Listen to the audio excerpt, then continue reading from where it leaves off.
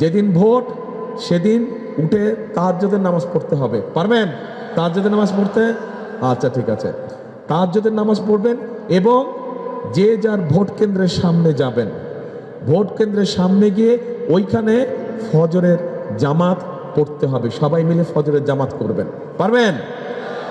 ফজরের জামাত পড়ে একদম ভোট কেন্দ্রের সামনে দাঁড়িয়ে যাবেন। এবং যেহেতু আপনারা ধানের শীষে ভোট দিচ্ছেন, কেউ যাতে কোনো ষড়যন্ত্র করতে না পারে, একদম ভোট শেষ না হওয়া পর্যন্ত ভোট কেন্দ্র পাহারা দিবেন। এই বাংলাদেশ যদি ভালো থাকে, আমরা এখানে হাজার লক্ষ মানুষ যারা উপস্থিত আছে আমরা সবাই ভালো থাকবো। এই বাংলাদেশ যদি খারাপ থাকে তাহলে আমরাও খারাপ থাকবো। কাজেই বাংলাদেশকে যদি ভালো রাখতে হয় আমাদের সকলকে ঐক্যবদ্ধ হতে হবে। বাংলাদেশকে যদি ভালো রাখতে হয় তাহলে আমাদের সকলকে পরিশ্রম করতে হবে। বাংলাদেশকে যদি ভালো রাখতে হয় তাহলে আমাদেরকে অবশ্যই সত্যিকারভাবে যারা জনগণের প্রতিনিধি সেই মানুষগুলোকে আমাদের নির্বাচিত করতে হবে, যাতে করে তারা আপনাদের জন্য কাজ করতে পারে। প্রিয় ভাই বোনেরা, মনে আছে তো বিএনপি সরকার গঠন করলে ইনশাল্লাহ খাল কাটা উদ্বোধন করার জন্য আমি কিন্তু আসব। তখন কিন্তু এই মানুষগুলোকে দেখতে চাই আমি আমার সাথে খাল কাটতে। আজকে তাহলে এখানেই থাক, বাকি কথা যেদিন খাল কাটতে আসবো ইনশাল্লাহ সেদিন বলবো, ঠিক আছে? শুধু দেশের অবস্থার পরিবর্তন হয়নি, এই অবস্থার পরিবর্তনের সাথে সাথে মানুষও একটা পরিবর্তন চায়। কি পরিবর্তন চায়? মানুষ চায় একটু ভালো থাকতে, তার সন্তান এবং তার পরিবারের চিকিৎসা যাতে সে পেতে পারে, তার সন্তান যাতে ভালোভাবে শিক্ষা পেতে পারে, তার পরিবার যাতে ভালো থাকে, সে যাতে ঝামেলা ছাড়া ব্যবসা বাণিজ্য চাকরি বাকরি করতে পারে। এগুলাই তো চায় মানুষ, তাই না? কি বলছি ভাই, মানুষ তো এগুলাই চায় যে যাতে করে মানুষ নিরাপত্তার সাথে চাকরি বাকরি ব্যবসা বাণিজ্য করতে পারে, যে যার মতন কাজ করে তার মেধা যোগ্যতা অনুযায়ী কাজ করে বেঁচে থাকবে। এই নিশ্চয়তা তো মানুষ চায়। এই কাজগুলোই আমরা করতে চাই এবং এগুলো যদি বাস্তবায়ন করতে হয়, ওই যে বললাম আপনাদের একটা জরুরি গুরুত্বপূর্ণ কাজ আছে, সেটা হচ্ছে 12 তারিখে ধানের শীষকে নির্বাচিত করতে হবে। ধানের শীষের সিল দিয়ে ধানের শীষকে নির্বাচিত করতে হবে। আপনারা যদি ধানের শীষকে নির্বাচিত করেন ইনশাল্লাহ, তাহলে যেই পরিকল্পনাগুলো আমরা বললাম আপনাদের সামনে, যেই কথাগুলো আপনাদের সামনে বললাম, এই কাজগুলো আমরা বাস্তবায়ন করতে পারবো। এই যে একটু আগে বললাম, চিন্তা করে দেখেন, পত্রিকা খুলে দেখেন, সবার হাতে তো ফোন আছে, ফোনের মধ্যে নিউজ আসে, ফোনের মধ্যে মোবাইলের মধ্যে খবর পড়েন না?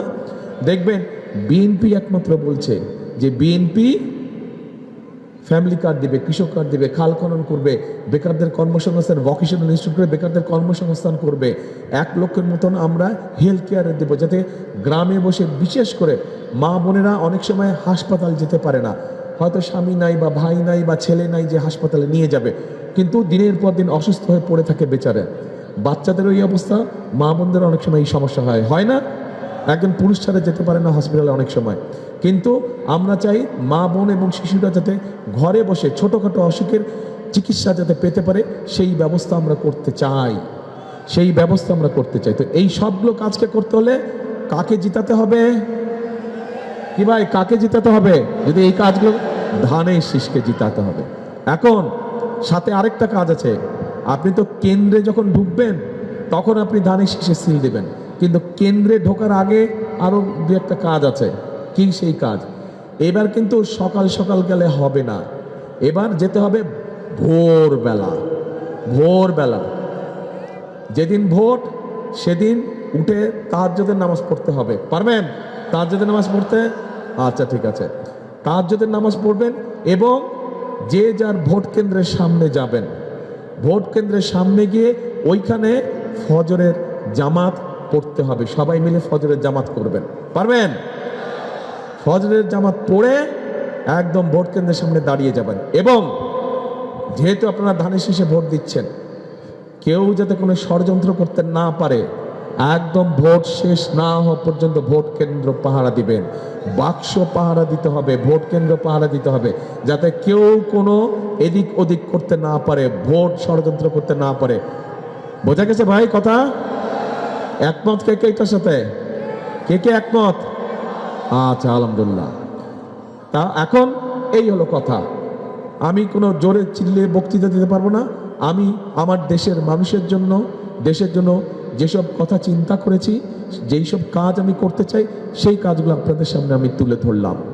অনেক কাজ করতে পারবো না, একটা মানুষ আমি, একটা সরকার কত কাজ, কিন্তু যেই কাজগুলো করলে দেশের মানুষ উপকৃত হবে, খেটে খাওয়া মানুষ উপকৃত হবে, আমরা সেই কাজগুলোকে ধীরে ধীরে ধীরে করতে চাই। এই কাজগুলোকে ধীরে ধীরে, সেই জন্যই আমি একটি স্লোগান দেই।